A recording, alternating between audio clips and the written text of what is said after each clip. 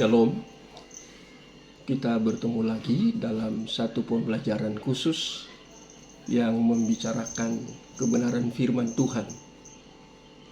Dan malam ini secara khusus saya mengambil kebenaran firman Tuhan dari Roma pasal 10, secara khusus ayat 2 dan ayat yang ketiga, yang bunyinya, sebab aku dapat memberi kesaksian tentang mereka, bahwa mereka sungguh-sungguh giat untuk Allah, tetapi tanpa pengertian yang benar. Ayat yang ketiga, sebab oleh karena mereka tidak mengenal kebenaran Allah, dan oleh karena mereka berusaha untuk mendirikan kebenaran mereka sendiri, maka mereka tidak takluk kepada kebenaran Allah. Ini dasar atau basis dari firman Tuhan yang akan kita bicarakan atau saya bicarakan pada malam hari ini. Tema yang saya berikan yaitu tentang distorsi para hamba Tuhan atau distorsi para pelayan Tuhan. Secara khusus pada era di mana Rasul Paulus sebagai seorang rasul yang pelayanan, dia mengamati dan dia melihat bagaimana jalannya atau bagaimana aktivitas para pelayan Tuhan pada zaman itu. Kita melihat di sini Paulus yang pertama dengan jujur mengatakan, bukan menyatakan ya, atau membuat pernyataan, membuat argumentasi bahwa dikatakan di sini bahwa mereka sungguh-sungguh giat untuk Allah. Jadi kata sungguh-sungguh giat untuk Allah artinya mereka punya tekad, mereka punya kemauan, mereka sangat antusias untuk Allah. Artinya mereka di dalam pelayanan, mereka melayani dengan sangat-sangat aktif, mereka melayani dengan sangat-sangat dinamis. Itu yang Rasul Paulus lihat. Memang pelayanan pada dasarnya harus dengan tekad.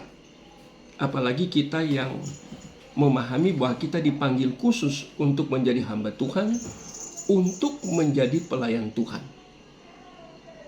Antusias itu merupakan sesuatu yang normal atau normatif di dalam diri kehidupan seorang hamba Tuhan atau seorang pelayan Tuhan.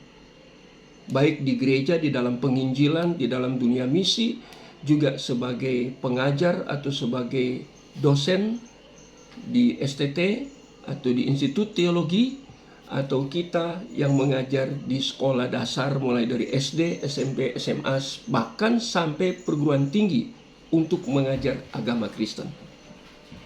Tekad harus ada dalam hidup kita sebagai pelayan. Antusias di dalam pelayanan merupakan bagian yang tidak terpisahkan dari seorang pelayan. Itu poin yang pertama. Dan Paulus melihat itu ada dalam diri pelayan-pelayan pada zamannya.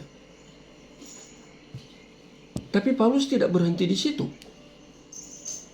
Di dalam bagian firman Tuhan ini menggunakan satu kata peralihan. Jadi tadinya Paulus memuji-muji, tetapi kemudian Paulus menggunakan kata tetapi, but dalam bahasa Inggris. Saya beri ilustrasi ya tentang pengertian tetapi atau but. Biasanya kita katakan kepada orang yang kita kasih atau cintai, kita memuji-muji dia. Dan pasti karena dipuji dia senang. Waktu kita melihat kelemahan dari orang-orang yang kita puji, kemudian kita menggunakan kata tetapi. Ini namanya kata peralihan yang berbeda dengan hal yang awal, yaitu kita memuji-muji. Sekarang kata tetapi itu memperlihatkan sesuatu yang kontradiktif dengan hal yang pertama. Walaupun hal yang pertama yaitu Paulus melihat kedinamisan, antusias, kemudian tekad, kemudian semangat untuk pelayanan begitu tinggi karena mereka adalah hamba-hamba Tuhan. Bagian yang kedua itu sesuatu yang tidak enak karena ada kata peralihan. Tetapi, jadi hal yang berkontradiksi dengan hal yang pertama, yaitu Paulus memuji-muji para pelayan pada saat itu.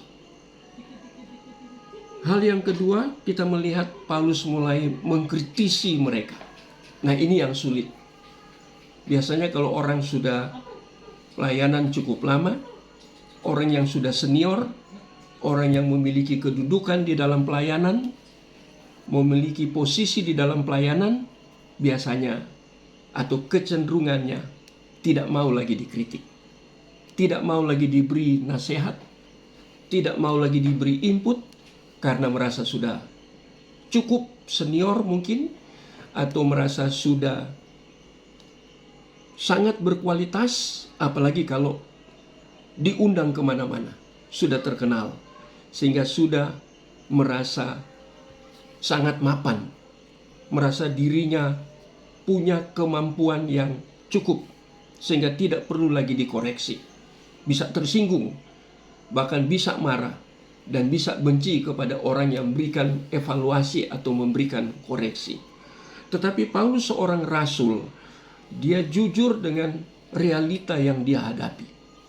Dan yang dia hadapi yaitu hal yang kedua.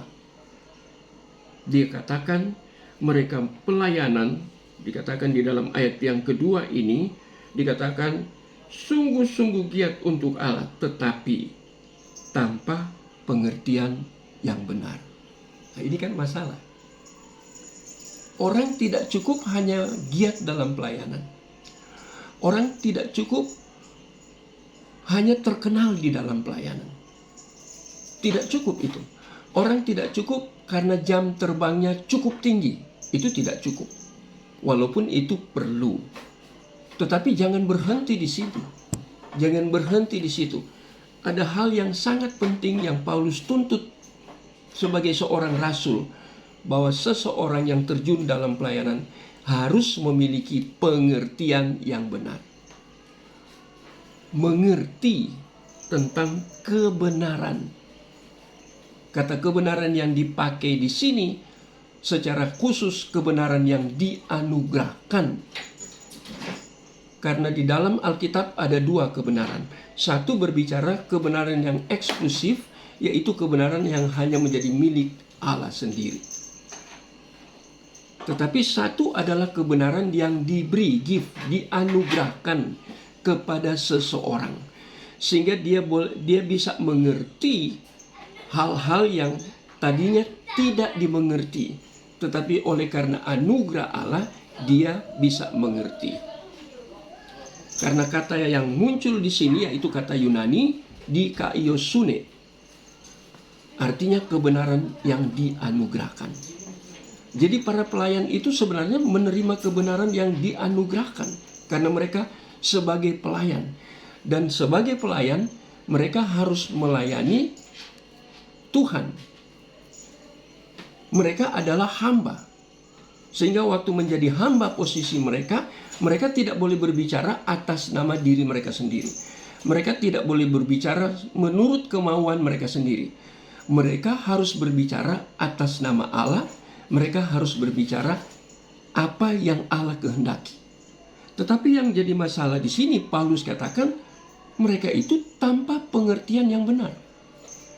Jadi pengertian mereka tentang kebenaran itu melenceng. Itu tidak seperti yang Allah kehendaki. Itu tidak seperti yang Allah mau.